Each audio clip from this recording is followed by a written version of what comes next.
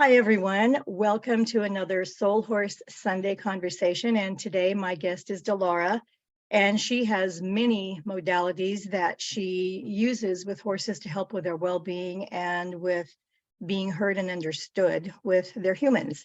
So would you like to introduce yourself, Dilara? Say a bit about what you do. Sure. Hi, thank you so much for having me. It's wonderful to be here. So first and foremost, I am a craniosacral therapist, and that's a huge part of the work that I do. And I treat horses. I treat a few humans now and again, but my main focus is horses. And I'm also trained as an animal communicator. I communicate with my herd of 5 horses and my dog every day, but I do distant animal communication sessions. And I'm a writer. So I tend to merge all those things together to create a bit of a soup for people. Sounds like a perfect life. Yeah, I'm very lucky.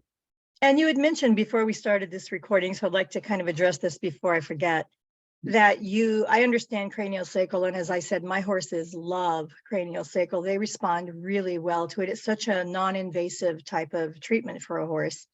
And you said that you feel like horses need this more than humans do. Can you talk a bit about that? Yeah, I was thinking about this, and to backtrack on what I said, I mean, I feel that horses need it more than humans because of the amount of stress and strain that horses' bodies are put under when they are in a discipline or when they are being ridden, or just in day-to-day life in terms of coming in and out of natural or unnatural environments, dentistry, head collars, bits, tack, all of those things, which we as humans obviously don't have. We also, right. Horses have someone sitting on their back. They need to deal with whatever the human on their back has going on as well. So there's a lot of different things being thrown at horses physically that they need right. to deal with. And what they end up doing is they end up physically compensating through their body in order to actually carry on doing what they're doing. So often in body work, as I'm sure your listeners will know, in the equine industry, there are many modalities of body work, but often the head gets a bit forgotten about.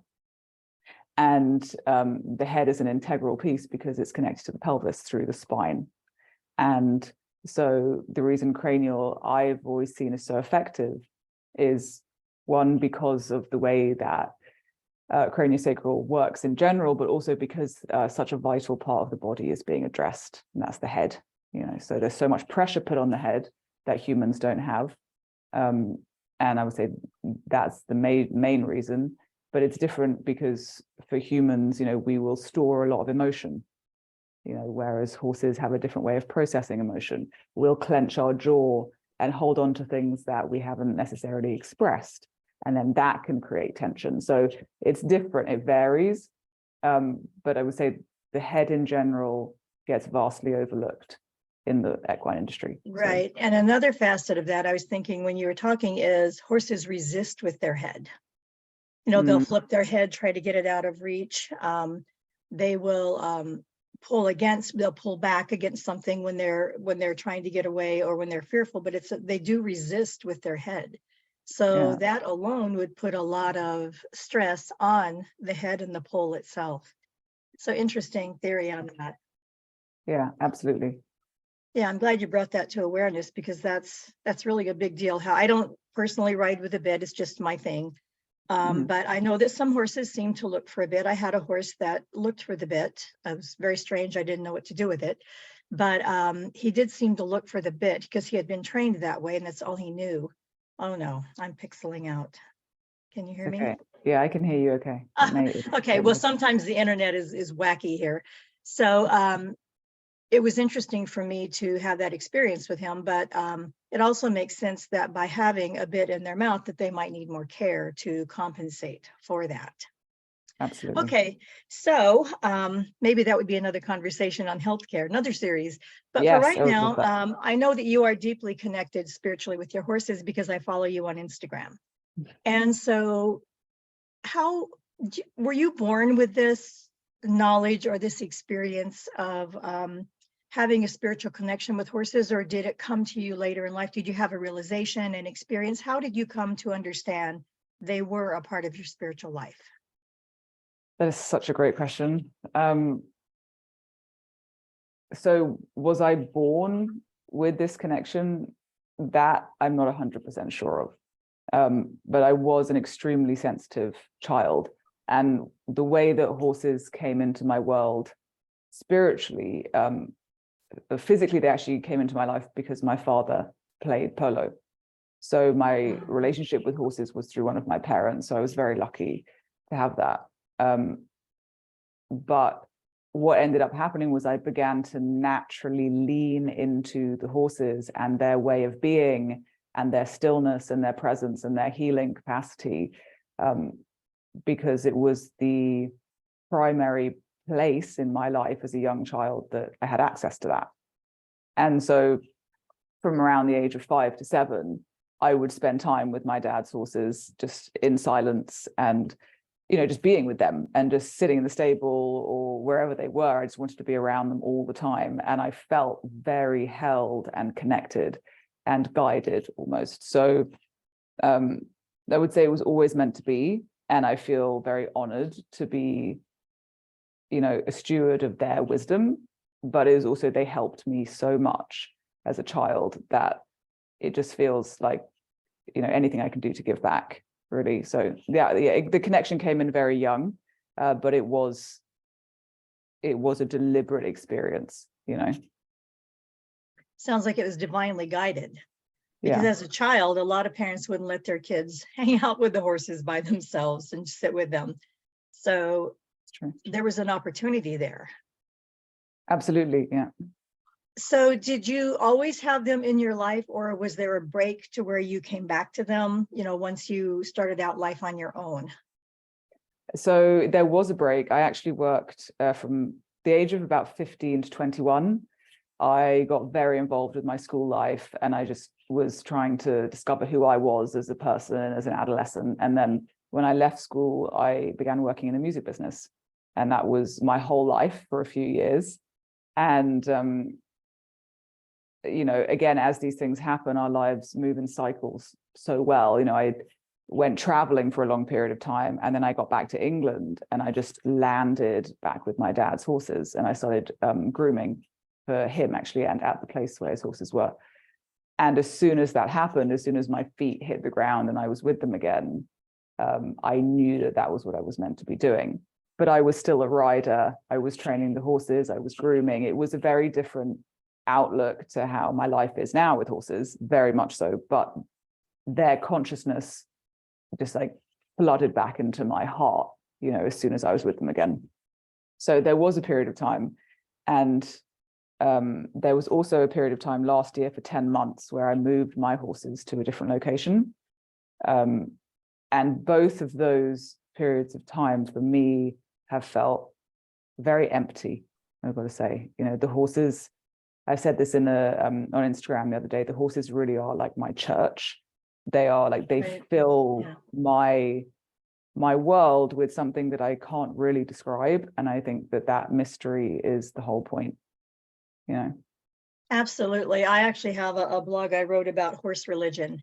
I was raised very fundamental, and animals don't have souls, and everything was just so rigid and so black and white and non-inclusive on anything other than basically their church. So it took a lot, and yet I was always deeply connected to animals, but didn't have much of an opportunity until I was an adult. But I was out with my horses one day, and it just occurred to me that this is where I am, like, I'm more animal than human. This brings out that part of me that is the truth of who I am, that more connection with animals and their souls and how they relate. Not that I'm perfect at that, but I am so much better than how I used to be. I have so much more understanding. And for me, the issue with that comes with I'm much more vulnerable and emotional about the whole horse human experience. You know, I'm careful with mine. I watch things, I see what I need to change. I see things in other people and their horses that are heartbreaking, even if it's not abusive, it's just the dismissive aspect of how people dismiss the soul of the horse. Yeah. So the more religion I get into with my horses, it actually causes challenge in my personal life because I'm so much more aware now of what is being asked within those portals of that mystical faith. Yeah, absolutely. Absolutely. I love that. I love how you went from, religion sometimes can separate us so much from God, when actually, your experience with horses and the way, I love what you said about coming into the truth of who you are, because that is as divine as anything. You know what I mean? And just being in the presence of horses and allowing that to be devotional without any outline or any way that it has to be, just surrendering to it. I would say that is, that's one of the most spiritual things that we can do, is to trust that process as well. Absolutely. It's truly where I find myself again, So is there any one horse that, or what is an experience with some horse that maybe was a bit more profound or led you a little bit more clearly to understand the role that the horses fulfill in your soul life, your spiritual life? Can I give two? Is that okay? Yeah, oh, absolutely. And I'm putting you on the spot because I don't think you had any notes about the conversation, but I like it to be a little bit more organic. That's great. That's great. I definitely got the guidance to just show up and be present. So I'm glad. Thank you. Okay, so I have two. Both of these horses, oh God, now I am thinking of so many horses now who have helped me. But okay, so the most profound, in my later years, the most profound experience that I had, it was in 2011. And this was at, I would say, the beginning of, or what kickstarted my shift in perspective around the way that I was interacting with horses, what I was doing, why I was doing. It made me question everything, because I thought that I was like this invincible rider who could ride any horse, and I had this natural connection, and I kind of used that to my advantage. And this experience really just shattered that. And what happened was, I had bought one of the horses I have in the herd now. His name is Florenzo, and I was working in Argentina, and I met him, and I bought him, and then I began training him to be a polo pony, because that was what I did. And one day, completely out of nowhere, but of course it wasn't completely out of nowhere, that was just my experience, he just exploded, and I was thrown into the air, and I was flipped over, and then I landed flat on my back on concrete grass, really hard grass. And I remember coming to in that moment, and there was this knowing in my body, which was, almost like I checked out and checked back in terms of, like, my back could have just broken so easily. But I did break I broke my ribs and a few ribs and some other things. But I came out of the experience physically much better off than I could have done, considering the fall. But emotionally, what it did was it shocked me out of, like I said, like just my everyday, this is what I do. And I remember when I was with my partner at the time, and I went back to his house, and we were keeping Florenzo in the field out the back. And I looked at him, and I just thought, I don't know what I'm doing.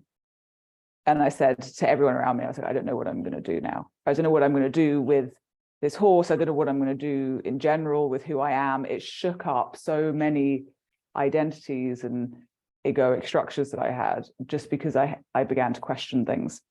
And it completely changed my life, because I can't even describe it. It was the ripple effect of so many other things that happened, because he came over to England, and then that was the summer. It was my last summer of working, and it was the summer that I decided to give back to horses.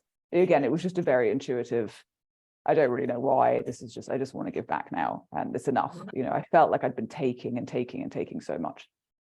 And that was when I signed up to do my craniosacral training and my animal communication. And that was 2012. So until 2020 and 21, I was really just training in so many different modalities, and I just kind of fell into that world. And he's been a constant instigator of so many things, because he pushes me into it, whether it's he's physically pushing me around, or whether he brings out a huge emotion in me that I haven't been feeling. He continues to do that, what he did in Argentina, but in more subtle, different ways, because I'm more awake now, because I am listening to him. but I have so much more to learn. I have so, I can wake up so much more and listen to him at a deeper level still. So that was Florenzo. And then what came to mind when you asked me the question was Olympia, who is also in the herd that I have here. She's the matriarch, really. And she, when I was channeling the book that we wrote together, there was a moment where her and I were standing together, and I was kneeling down in the grass and she was standing over me. And this passage in the book, I don't remember what chapter it is now, but it came through and I was writing it down and I felt my entire body like just filled with light. And it was such a real visceral experience of literally being like penetrated by this light that she was able to share. And my mind had to go completely still and just witness like this miraculous experience of just being the light in that moment with her. And even though I'd been channeling with them for about 2 years, it was a very significant moment for me, because I remember thinking afterwards, when the experience kind of dissipated, I was like, wow, this is real. This is real. Like, it rewired something in my body and in my DNA that just suddenly, that was my deeper belief, my core belief, like, this is real. What I'm doing is, I'm not just like in it for the ride. Like, these are really, really, really powerful beings, and they have so much to offer us. So that was another moment. Yeah, one beautiful and one earth-shattering. Yeah, that both kind of woke up the aspect to how you need to relate to horses. Interesting. I always have this theory that humans and horses have a lot in common, as far as some humans came here, like I just seem to be born with all this purpose, obsessed with spirituality. And even though I came into a Pentecostal background, which was very, very harsh and very, very, very narrow-minded, very judgmental, my father was a preacher, and he was also obsessed with spirit. That's how he chose this lifetime to do it, was to go through the church and the role of a minister, with many challenges. But I was thinking the other day how that we are both so obsessed, and yet we pick these different paths. And I know other people, even people in my family, that seem to have, other than what they learned, they have no drawing towards spirituality at all. And it seems to me that horses are the same. I know a lot of people that believe that all horses are a spiritual being, they're all enlightened, they're here to lead us. But because I do channeling with horses, I've met horses that are just fearful and frustrated with life. They haven't got to that point to where that they know that they have a purpose here. Maybe their purpose here is only to experience the frailty or the demise of horse and human, so that we can learn in that aspect. What are your thoughts? And people, like I said, some people think all horses are masters here to teach us. What are your thoughts, having been in communication with several animals? And I just like to bring this up because people who listen, I know a lot of people that listen to these, and they say that they're not sure about their horse being a spiritual being. And so I like to talk about it, because it can give signs on whether or not the horse is trying to reach them on a spiritual level or not, or whether they're here for maybe a different purpose. Yeah, that was kind of roundabout. It's such a good question. Thank you. So, when people say they don't know whether their horse is a spiritual being, I think there's a few different nuances. Obviously, we're all spiritual beings. We're all spirit in form. And at the same time, our soul, or us as souls, we all exist on, everywhere and on multiple timelines. So what I've found with horses is there are lots of different factors. So it isn't just a simple yes or no answer, but some horses, their soul experience, is much more on mission. Is, I'm here to do this work. I know that, I need to do this, this, and this. But those horses often end up being with guardians who potentially, and not always, but potentially and often, give them the space to do that. right? So they can work in tandem, they can work alongside each other, then the work is amplified. The spirituality and the mastery, let's say, is amplified. And then, you know, a lot of horses also, and I always come back to this because it's a very real aspect of our reality, are physically in a lot of discomfort. And so that, it doesn't mask anything, but it's like they're, okay, what's coming to mind now is one of my dad's horses in the herd that he has at the moment. She's called Malagenia, and she, for example, I really wanted to kind of rescue her out of the polo world and bring her into the herd, because she kept coming in a lot in our sittings when I was sitting with the herd. And she said that she needs to be where she is to do the work that she is doing for my dad, because she's bringing in certain energies in order to help him. And it's not just to help him, of course, it's the collective. It's also, she's doing work in general. And when I say work, I mean spiritual work. So, you know, that is also a level of like spiritual mastery in a sense. Like she's willing to be there and to be present there. But, you know, she might not show that or express that, or, you know, it isn't necessarily the same as my horses, who are like, their energy is so big because it's been allowed to be, and it's cultivated, and that's what we do every day. So they can just be in their bigness and their healing, and it's completely different as an experience for us as humans. And at the same time, like her dedication as a soul spiritually on those realms is completely integral, is there. So I would say it's not that some horses are more or less spiritual, but some horses are also, you know, we're all guided divinely into the places where we can do the most work, essentially. And some horses, I would say, like mine and many other herds, or horses who are with, you know, people who really give them the space to be, it's meant to be that way. And they feel more spiritual, and they feel more impactful, and they're potentially more grounded because they've had more healing, so they can get into their bodies more. But on a soul level, it doesn't make them any more or less spiritual as beings. But the level of work that is done is different. Yeah. Does that answer your question? Yeah, and it's that brings to mind a horse that I know that I have spoke with, and he was 20, and he'd been adopted a lot. And he was so bitter because not one person ever saw him as a soul, and he was just kind of done with the people, because he had this tremendous drive to relate to humans on a soul level. And so his human now, she knew about me through a friend, and I've spoke with him a couple of times. And I went to visit them, and I was astounded. His focus on her, it was like you couldn't even get your hand between them, because we were all standing around, and he was only focused on her. He felt like someone finally was willing to pay attention and be a part of his deep purpose of being a spiritual being connected with a human. Yeah. And I look at that and think, I don't think she was that, I don't think she was really involved in horses and spirituality until this reading came with that horse. And that the same type of thing, he had found a way to fulfill his purpose by bringing to light to her that horses are just as much a soul being as humans are. But he had gone through so much unhappiness in his 20 years. He was truly just so bitter over humans treating him like just a horse.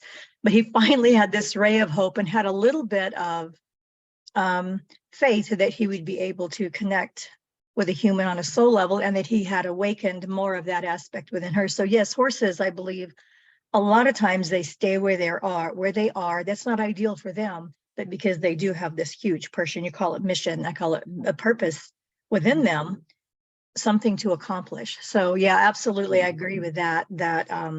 Yes, we're all spiritual beings, but some of us, I mean, I have a client that is just so into everything blingy, what coffee she's going to have next, what purse she's going to have. And I often wonder, does a deep thought ever come through your head? But that's not her journey this lifetime. Her journey is to do something else. Whereas I can't get out of the whole what is the meaning of life? What is the Yeah. purpose for me? How can I do this and that? But I think that there are also horses like that, horses that just came to play or to just to be innocent within their relationship with their human too. Absolutely. And there was a phrase that came through from the herd the other day, which was, you know, we are as unified as we are unique. So what that means is of course, I mean, it's self-explanatory, but we are all one and we are all part of the greater collective. And then of course, we are here to be our own unique thumbprint or hoofprint on this planet. And so I completely agree with you. I mean, I only have 5 horses, but they are all completely different energies, but they create such a vast collective. And what you said about the client that you have is also interesting, because if we take that premise of we are as unified as we are unique, then the way that she's being spiritual and emanating God, or whatever word you want to use, is through her bliss and her joy. And that might be in the blingy stuff, and through without responsibility per se. I mean, she has some responsibility in life, but she doesn't feel like she has to act out purpose. It just kind of, because it's a purpose that brings her joy, she doesn't really have to, like, I spend a lot of time trying to find ways to utilize my purpose and to increase it. But some people don't. They're happy doing that light thing that they came to do. And I've actually known a couple of horses like that too, that are just about joy, and they're happy where they are, and they're very accepting of where they are. I always envy those people and those horses.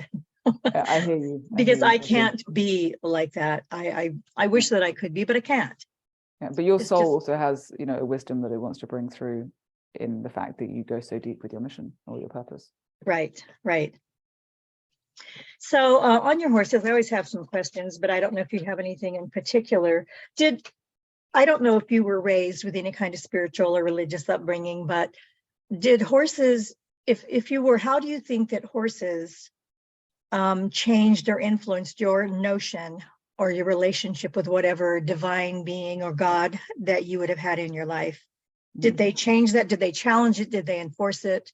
How do you think they influenced you? They definitely grounded it. Yeah, 100%. So I had definitely had more of a spiritual upbringing, in the sense that my godmother is a shamanic elder, and then my stepfather from the age of 8 was a Peruvian shaman. So I was, you know, nothing was ever forced onto me, but I was just in that environment. And also one of my soul gifts is just to have that kind of philosophical tapped in nature. It comes very easily to me.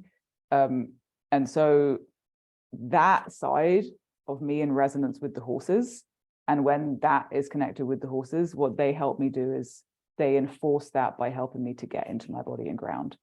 And they, through observing them and how grounded they are, mainly one of the things that really blow me away with horses is how, if we just watch them, they are so tuned into their environment, and they are so tapped in to the cosmos, and they're so grounded all at the same time. And especially when one of the keys here is when horses have the chance to heal physically, because you see them their energy gets into places in their physical body. Once the discomfort goes, they're able to actually be more embodied, and that enhances their energy. But somehow they're so much more grounded as they are elevated. So observing that in them, just through kind of, you know, hundreds and hundreds of hours of being with them, that was one of the biggest lessons. And it sounds so simple when I hear myself say it, but yeah, grounding, because getting into my body was really hard, you know, like years ago. And in order to be present with the horses, I had to get more and more grounded. And the more grounded I got, the more, let's say, elevated I was able to be with them. And that's still an ongoing process. Interesting, because I found that my salvation with my horses was to actually let go of more of this earth experience and spend more time between the worlds, you know, not here on earth, not completely out in spirit, but to kind of walk more between the worlds. I'm coming from a shamanic background. I haven't studied a lot of shamanism, but I think that's a kind of a common thing within shamanistic beliefs or practices that you walk between the worlds. And that actually has been what has saved me more, because I was so bombarded, and I'm a Virgo, so I'm very mercurical, very mental in my head.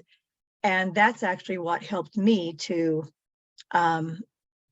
connect more with my horses and be more malleable in their space. So it's interesting that there's this contrast of becoming more grounded. And I understand what you're saying, but for me, it was actually almost, I had to let go of this earth, because the thinking and being grounded was so ingrained with me, with my upbringing being so controlled, that I actually had to let go and become more spirit when I'm working with them, rather than more human. And the more I do this, the better my relationship is, the more I understand with my horses. So interesting on the contrast there. But it's also really interesting that you say that about being more spirit rather than being more human, because my experience, or like when I think about getting into my body, for me, the being human like falls away, because I feel more like a bridge than anything else. Does that make sense? So it is actually a very interesting topic in general, like as in the more grounded or the more present we are, or the whatever, you know, someone's process is to connect with them on those levels, ultimately the more spirit we always become, because, you know, it can only really go in that direction. But for me, it was about learning to be human as well. So in the sense of like, you know, okay, what am I feeling? Just getting in touch with my emotions was one of the key elements of being with them. Right. Yeah, it makes sense. I'm just looking for some questions. Like I said, I always like to bring more insight to people who maybe haven't experienced the spiritual journey with their horse that they wonder about. So what are some signs maybe that that horses in general are asking for that kind of connection? Do you have experience with noticing signs with things that we can, if we're looking for more of that invitation from the horse? And likewise, how can we invite them more to become more of that spiritual connection? Yeah, okay, well, I'll go backwards. How we can invite them is, it's actually a very interesting question, because I feel like, again, for them, they're always in that to a certain degree. Again, it really does depend on the horse and what's going on in the situation and their purpose. But how we can essentially open up ourselves to match that, just invite that they are, is through breath.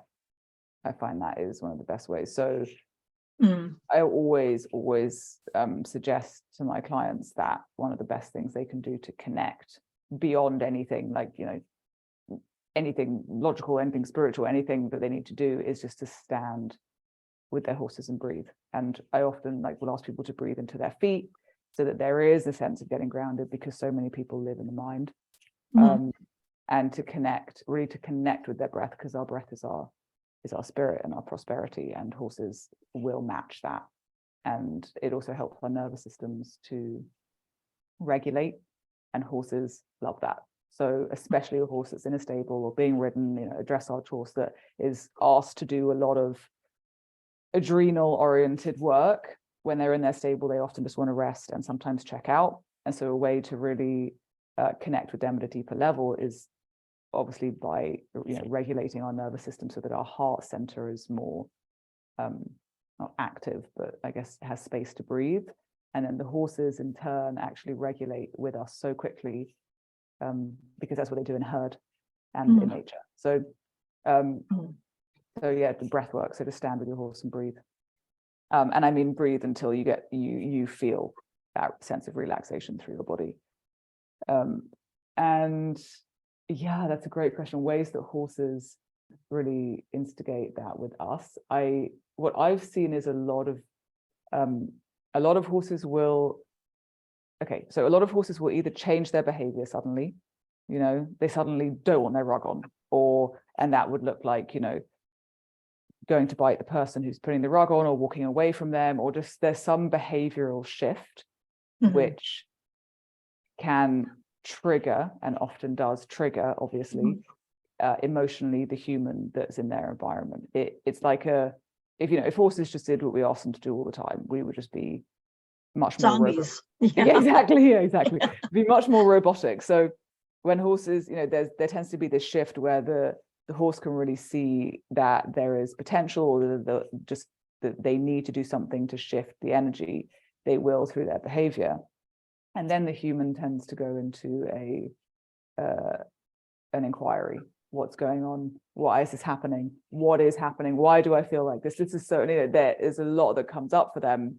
And that whole process is important because it's the stirring of the soup.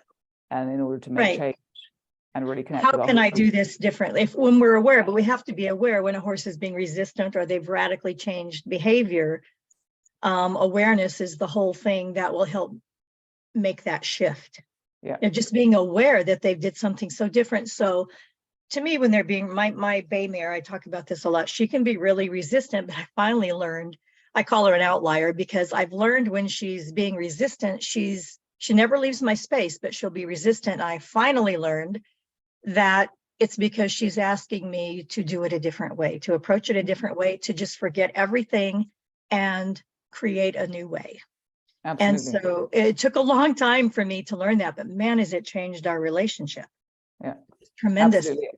And it just is a deeper state of listening. And one thing that came through for me the other day with the horses was they said, never assume that you're connected to something or someone. Like, go out every day and establish that connection consciously. So rather than just going out to the field and assuming that I have this great connection with my herd, which I do, there's truth in that. They were saying, make it a conscious practice so that it's like a new chapter every day. And the thing with horses is that they will get straight to the point as well. So through their behavior or through something that they're doing, or whether you're in conversation with them, not all horses, but I've noticed, especially with mine and the horses I tend to work with, they're extremely direct. So their behavior it'll be triggering often for the human to the point where it's so much more direct than a human to human would be, that it can feel quite uncomfortable. And that uncomfortability is all part of the beautiful process that is us waking up. Right. Yeah, shifts like that are not always easy, and they're not always natural. Yeah. For horse or for human. Yeah, they're definitely not easy, I'd say, but I don't think that it's meant to be easy. It's just meant to be what it is, and that can feel so uncomfortable, but it's meant to, and it's just meant to. Because your work with your literally your work, your spiritual and your physical work, is about the spiritual connection and welfare of the horse. What are some things that you could maybe suggest for humans that haven't got to that place yet, that they could start? What are ways that someone could start to, we talked about the invitation, is the horse inviting or is the human inviting? What are ways that we can invite, and what are ways for them to maybe set up a process that would just open the portal a little bit more for that type of connection?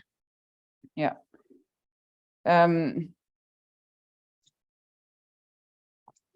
Well, first of all, again, I think approaching your horse from the perspective of, I don't know, is very important. And really just going into the space with your horse from a standpoint of, please guide me, lead me and show me the way, because I don't know, so really opening up to the mystery, which of course for a lot of people can be hard to do, but that is a practice in and of itself. So setting intentional space with your horse. So going in and saying, again, I don't know, I'm here to receive. And I'm here to learn and be guided. And then writing, of course, I'm going to bring this in because this is my tool, but I have noticed that it's very helpful for people. Taking some kind of writing material out to be with, when you're with your horses can be an integral part of that connection, because writing is such a strong aspect of the human expression.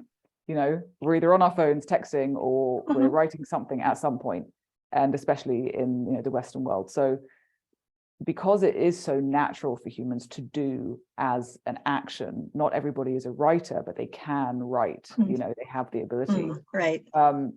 It's really asking for that space to be filled with, is in the space that you're creating, to be filled with whatever needs to come through, and just writing whatever comes through.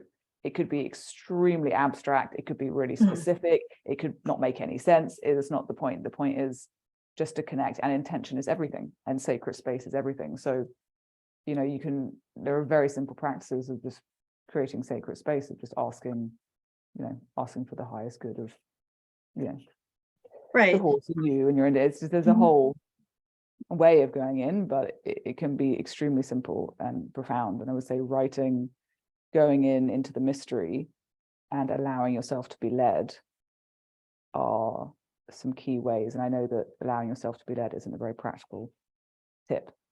Right. That's a really good idea, to take paper out with your horse. And I'm a writer also, but for those who are not familiar with writing, or not comfortable with writing, or too judgmental about their writing, a tool to help start that would be to do the recessive handwriting. You'll start with your recessive hand, because it kind of bypasses that rigid thinking in the brain. And then once you become more familiar with that, then you can like transfer into better writing. That's an interesting thought. And then something else that I was thinking when on the subject before is about greeting your horse, and you were saying in the mystery. I love that. I love the mystery. I love the veil, you know, everything behind that. But a tool that I have learned kind of by accident through my bay mare, who teaches me so much, is what I call the equestrian namaste. When I meet my horses, I try to greet them first with namaste, because it kind of helps me to get my agenda and my expectations out of the way. Yeah. So that's kind of again, another kind of just spiritual practice to kind of greet them. Yeah, that's beautiful. And it's like, I think it's for each person bringing in something that feels resonant for them.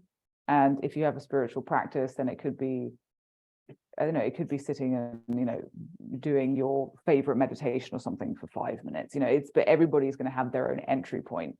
And what I've seen, as you talked about, is the majority of horses are waiting, you know, they are there and they're present. And it doesn't mean that they're always, whenever we go out, that they're ready or they feel like it, but generally, energetically, there is a sense of waiting, and that waiting for us has many different levels. You know, it could be, you know, a horse just really needs to give a simple lesson to their guardian, and that's just it. It's like a simple, no, you need to get on me this way or something if they're riding, and that could be a huge thing for the human. And kickstarts lots of other processes, or there could be much deeper, profound, longer, more like time-consuming messages that need to come through. So it's a whole spectrum. Right, but it's important. I want to reinforce that a good way to meet your horse to get this information is, you were saying, you approach them with, "I don't know anything." Yeah. Yeah. And the mystery. You know, at this moment, I don't know anything. So what will you reveal? Or in my words, the namaste. Because when we do things like that, we meet more as equals, rather than, because it's so easy for mainstream horse people, I'm the human, you're the horse. Yeah. And once you shift that and you become equals within the realm of soul, it changes everything. And for me, it's been, actually, there's some real challenge to it, because I feel so much more. And being an empath already, it can be really, really, I get really emotional around my horses more than I used to, because I feel so much more, because I've stopped that I'm the human and you're the horse thing. It's really shifted everything. So by meeting in the mystery, beyond the veil, I don't know anything, the namaste, this can really, really help to shift the dynamics within a relationship, and it leaves so much open for discovery once we do this. Absolutely. I really hear you, yeah, with the feeling. And yeah, it does, and it just allows the unknown to be present. And as humans, we rarely do that. Right. I'm looking to see if there's any questions I wanted to ask you. So for people, I have a question here, and we've talked all around it. It's like, how do you think that believing your horse is a part of your spiritual journey affects the horse? So we've already talked around that, but what are some shifts maybe that people could look for to see that the horse has received this invitation? That and acknowledgement that I recognize you now, just because I'd like to bring awareness to people that don't have maybe so much experience with it. So, some physical things that may happen, and this may or may not happen. Nothing is a given, right? It depends on the horse and the situation. Is the horse will approach you, so there will be a physical moving towards you and standing and being still and present. So they won't they may, come over to you and be playful and interact, but ultimately after that, there will be a level of, you will see them go into more of a meditative state, where they're standing still, they look really relaxed, they look like they're having, everyone's like they're having a snooze.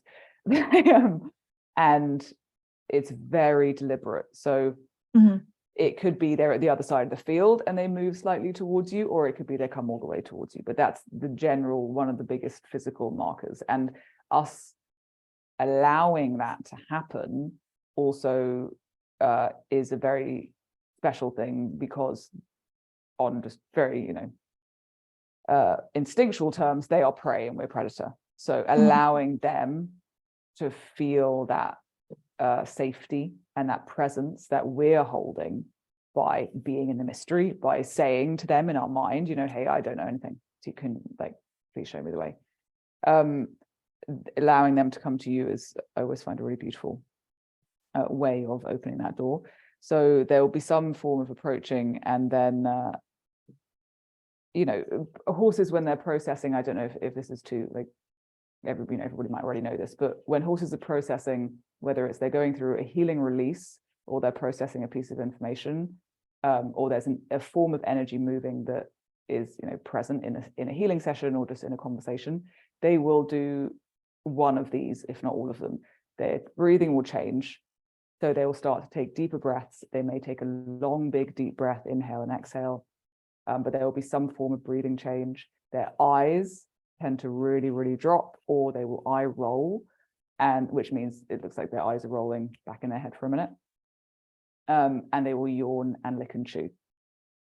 So again, all of your listeners might already know those signs, but there is actually a very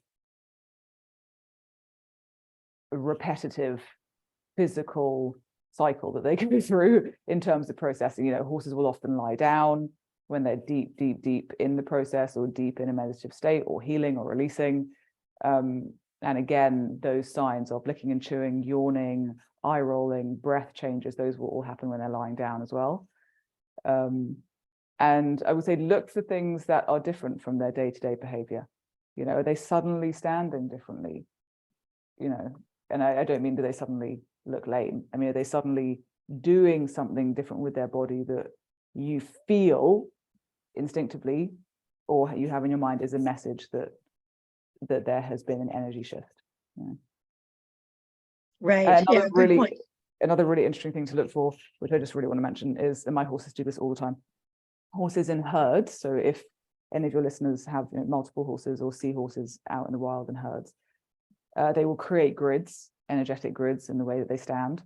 So it could be very simple of just, two horses facing each other. But then what happens is sometimes they'll move around us, or they'll ask us to move around by either physically nudging us, or we'll just instinctively, someone will just move over to the right 4 steps, and we don't know why. They're very good at setting up these energetic grids and containers. So when you are with your horse in this process, to just observe that. It might look completely bizarre and not like a shape at all, and they might just be standing around scattered, but just to let that drop into your awareness, so that you can begin to tap into what else is being created behind the veil, so to speak. And the hitch here is that so many of us are taught to always keep the horse out of our space, and safety is definitely always priority for us and for them. But in order to sometimes change how we relate with them and how we receive messages from them, we have to relax those rules. And it's something we have to be really aware of, that, yeah, they're in my space more than they should be, but are they, a lot of people, having horses do chakra work on them is kind of becoming more widely known. And that means they have to be in your space more. But sometimes we have to shift our perspective on where the horse belongs within our within our physical space, if we are going to have more involvement within our spiritual space. And like I said, I'm not dismissing being safe for either one of us. Absolutely. And discernment is always key. So, right. Discernment and boundaries, regardless of how close your horse needs to be, because the more, but also this is where practice comes in. The more tuned in and the more connected you become to your horse or with your horse, the more you will see, know, and feel when you need to move out of the way, and it's just a muscle. Anybody who has horses has it. But people who haven't had horses before and who are just, letting them into their lives, yes, discernment is extremely important because they have it with each other.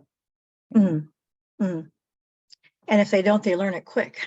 Yeah, just as we do. Yeah. So is there anything else you'd like to share before I have you just tell people how they can get a hold of you and a little more about your work? So I am, in terms of getting hold of me, my website is dilarapataudi.com. So I have my website up, and you can read a little bit about the herd that I have at home there on my site, and a bit more about what I do. I am on Instagram at Divine Nature of Horses. That's my horsey page, and then I have my personal page, which is just my name. And I will put that in the notes, because the spelling, a lot of people aren't going to get that. Yeah. So also I will put that in the notes on the YouTube video so they can find you. Thank you. Yeah. Sorry, go ahead. So my personal page is mainly focused on my poetry and my writing. So it really depends on, what kind of flavor you're interested in. And there was something that came to mind that I wanted to share from the herd, but it's just slipped out of my mind. It was just mainly, just re-referencing this point of, as human beings, it's very, very easy to project out into the world, onto everything around us, and that includes our horses. And it's one of the most important tools for us to really get under our belt, is to be aware of our projections. And once we remove them and we begin to strip them back, it's similar to what you said about what's on the other side of the veil. There's so much more, and so much more of what really is present available to us. And so just to be aware of, ask yourself, is this my projection? And a projection can look like, he's doing this, or she's doing this, or she's so like this, or he's so like this, and these staples that we can put onto our horses to define or label them. Those are one of the first things that we need to dismantle in order to reach that more heart-centered, heart coherence, expansive spiritual place. Right, and not to dismiss that, not to dismiss the subtle, don't dismiss the intangible, because so much takes place there in the world of horses already. So it's important that we don't dismiss that or negate the subtle things that we see, because it's rarely big booming voices on high. It's always the whispers that make the change. Except when you get thrown off your horse and break your ribs. Louder. Yeah. Okay, well, we're going to wind down this conversation. I'll put her information at the bottom of the notes here. And thank you so much for sharing your experience and your journey about the soul of horse and humans. Hold on one second here. I'm going to stop the recording. My website is truenorthequestrians.com if you'd like to find out more information about my work or see more of the Soul Horse Sunday conversations.